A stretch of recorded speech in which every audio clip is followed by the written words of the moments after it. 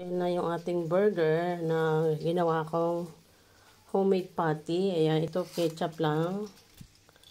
Ayan, may sushini nga ang ating burger. Ayan.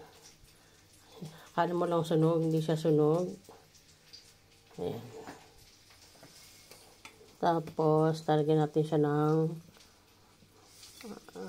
minute. Ayan. Tigdalawa silang burger. Homemade burger. Ayan.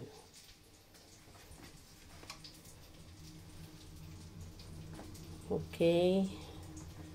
Usin natin. Ayan guys. So, bagong luto.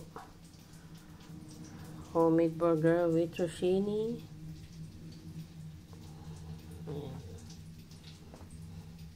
So, lalagyan natin ng mushroom. Kasi kumakain naman sila ng mushroom.